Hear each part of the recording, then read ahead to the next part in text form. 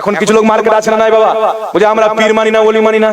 কিন্তু ভারতের মাটিতে পীর ওলি যদি না আসতেন, যেই মৌলবি বলছেন পীর মানা যাবে না, এদের বাপ মা 14 গোষ্ঠী আসারামের দরবারে থাকতো, লিঙ্গ পূজা করত, পাথর পূজা করত, সূর্য পূজা করত, মাথায় টুপি নয় চুটি রাখতো, মাথায় আপনার পরনে জুব্বা নয়, পরনে আপনার বেধর্মীদের লেবাস রাখতো, মসজিদে গিয়ে সাজদা করত না, মূর্তির সামনে সাজদা করত।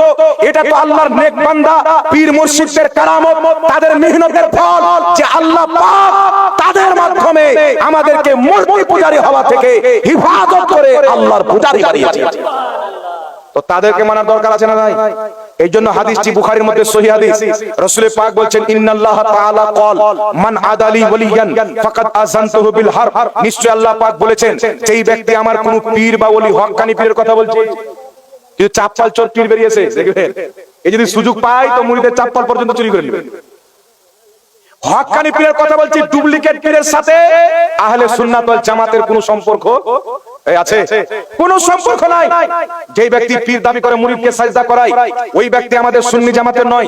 যেই ব্যক্তি মাজারে গিয়ে সাজদা করে, ওই ব্যক্তি সুন্নি জামাতের নয়, তার দায়িত্ব সুন্নি জামাতের উপরে নয়।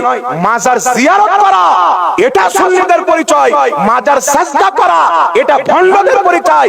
ভণ্ডর সুন্নিদের সাথে কোনো সম্পর্ক নাই, আছে কোন সম্পর্ক ভণ্ডর সাথে আমাদের নাই।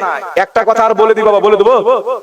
একটা মৌলবি বলছে একটা প্লেটে যদি শুয়ারের মাংস থাকে আর একটা প্লেটে যদি মাজারের মুরগার মাংস থাকে, তো ফোকাহায়ে কেরাম বলেছেন জান বাঁচার জন্য যদি খেতে হয় তাহলে শুয়ারের মাংসটা খাওয়া যাবে, মুরগার মাংস খাওয়া যাবে না, কারণ ওটা মাজারের। তো আমাকে একজন ভিডিও পাঠালো বর্ধমান থেকে, ও পোল্ট্রি মুরগির এলাকারই লোক, আমার খুব ভক্ত। আমাকে একদিন ফোন করে বলছে হুজুর আমাকে মুরিদ করেন। আমি পীর সাহেব নয়, মুরিদ হতে চাও আমি ঠিকানা দিচ্ছি, চলে যাও, ওখানে গিয়ে মুরিদ হয়ে যাও, হক্কানি পীর পাবেন, ডুপ্লিকেট মাল নয়। পীর যদি খাজা মঈনুদ্দিন চিশতির উদ্দেশ্যী হয়, শরীয়তের পাবন্দ হয়, তাকে আমরা পীর মানবো, ঠিক না বেঠিক? যেমন আপনাদের এলাকাতে আসেন সৈয়দ জালালউদ্দিন আশরাফ পান্ডুয়া শরীফ থেকে, আসেন নাই? উনাকে গাঁজা টানতে দেখেছেন, সাজদা করাতে দেখেছেন, শরীয়তের বিরোধী কর্ম করাতে দেখেছেন। উনি পীরও আবার আওলাদে রাসূল। সুবহানাল্লাহ হবে না?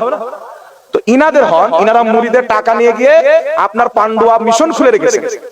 ইনারা মুরিদ যারা নাজরানা দেয় পীর সাহেব বলে, এই টাকা নিয়ে গিয়ে বড় বড় মিশন খুলেছে, যাতে মুসলমানের বাচ্চা পড়ে বড় বড় মুফতি, বড় বড় আলিম ফাজিল হচ্ছে। এখানে কত আলিম হবে যারা ওনার মাদ্রাসায় পড়ে আলিম হয়েছে। আর কিছু পীর আছে মুরিদের টাকা নিয়ে গিয়ে 3 তলা বিল্ডিং দেয়, 6টা 7টা করে বিয়ে করে, আছে না বাবা? এই ভণ্ডকে তালাক দিতে হয়। বাংলাদেশে একটা পীর সাহেব দেখছিলাম, এই পীর সাহেব জিকির করছেন, বাবা একটু ঠান্ডা একটা হাসিয়ে দিই আপনাদেরকে। তো জিকির করতে কেমন ভাবে জানেন? আমার অল্প বয়সের বন্ধু, দেখেছেন?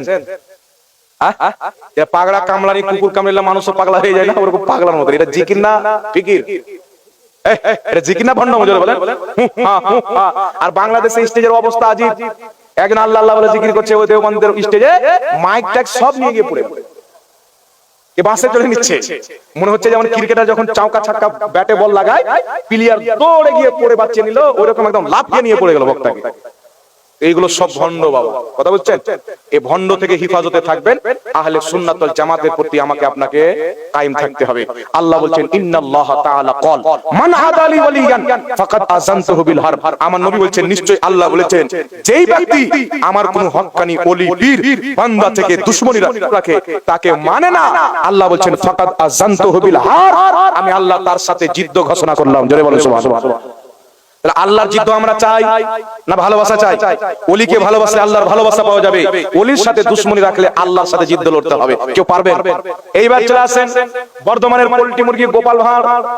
এই ভাঁড় বলছে যে মাজারের যদি একটা প্লেটে মাংস থাকে মুরগার, একটা প্লেটে শুয়ারের, তাহলে ফোকাহায়ে কেরাম বলছে শুয়ারের মাংসটা খাওয়া যাবে, মাজারের মুরগার মাংস খাওয়া যাবে না। একটু জোরে বলেন নাউজুবিল্লাহ। আমি আপনাদেরকে বলে দিচ্ছি, কারো সম্পর্ক থাকলে ওকে কল করবেন। এটা কোন ফোকাহা বলেছেন? একজন ফোকাহা যদি দেখাইতে পারে তাহলে তাকে 10 লক্ষ টাকা পুরস্কার দেব। আল্লাহর কোরআন সামনে আছে, এই কোরআনকে সামনে রেখে বলছি, যদি এটা কোন ফোকাহার কিতাবে দেখাইতে পারে, কোন কোরআন পাকের আয়াতে, হাদিসে বা ফোকাহার কিতাবে দেখাইতে পারে, তাহলে 10 লক্ষ টাকা পুরস্কার দেব। আল্লাহর কোরআন সামনে রেখে বলছি। আর আমি ফোকাহায়ে কেরামের কিতাব থেকে দেখাবো মাজারের মাংস খাওয়া আল্লাহর নামে যেটা জবাই হয় ওটা হালাল এবং পবিত্র, এটাও কোরআন সামনে রেখে বলছি। আমি যদি ফোকাহায়ে কেরামের ফতোয়া না দেখাতে পারি তবুও 10 লাখ টাকা পুরস্কার দেব। ও যদি শাওকাতের বেটা থাকে তাহলে আমার চ্যালেঞ্জ অ্যাকসেপ্ট করুক, আর আরস পরশ থেকে যদি এসে থাকে তো কোনো ব্যাপার নাই, হারামজাদার ফাতোয়া একা একা হবে না, কি বলেন? তাহলে কোনো আপত্তি নাই। এখন আপনাকে বলতে চাই, শুনেন, এই জাতি কত খাতারনাক। বলছে মাজারের পড়া মুরগার মাংস সুয়ার চাইতেও খারাপ, কিন্তু আপনাকে বলে যে ফোকাহাই কেরাম, ফোকাহাটা কে? ওই ফোকাহাই কেরাম হচ্ছে ওর বাপ শাওকাত জোলা, ইসলামের ফোকা বলেননি। তবে আমি আপনাকে দলিল দিচ্ছি, শুনেন, তার বাপ শাওকাত মৌলভী, জিনার কিতাব পড়ে মৌলভী হয়েছেন নুরুল আনোয়ার। আপনারা পড়েছেন কিনা হযরত? নুরুল আনোয়ার পড়েছেন? সব মৌলভী পড়েছেন, দেওবন্দি হোক, ওয়াহাবি হোক, খারজি হোক, শিয়া হোক, সবাই জিনার লেখা কিতাব পড়ে মৌলভী হয়েছেন। ইমাম মুল্লাহ জীবন রাহমাতুল্লাহ আলাইহির লেখা কিতাব নুরুল আনোয়ার পড়ে মৌলভী হয়েছেন, তার বাপ ওনার কিতাব পড়েছেন। সেই ইমাম মুল্লাহ জীবন নিজের কিতাব তাফসিরাতে আহমদিয়া, দেওবন্দের ছাপ 46 পৃষ্ঠা, তাফসিরাতে আহমদিয়া আপনার বেইরুত লেবাননের ছাপ 56 পৃষ্ঠার মধ্যে ইমাম মুল্লাহ জীবন বলছেন যে মুসলমান আল্লাহওয়ালাদের মুহাব্বতে তারা তাদের দরবারে খাসি নিয়ে যায়, মুরগা নিয়ে যায়, জবাই আল্লাহর নামে করে। তিনি বলছেন হালালুন তাইয়্যিবুন, এটা হচ্ছে হালাল এবং পবিত্র। সুবহানাল্লাহ, হালাল এবং পবিত্র। কিয়ামত আসতে পারে, কোন মায়ের লাল অবৈধ প্রমাণ করতে পারবে না।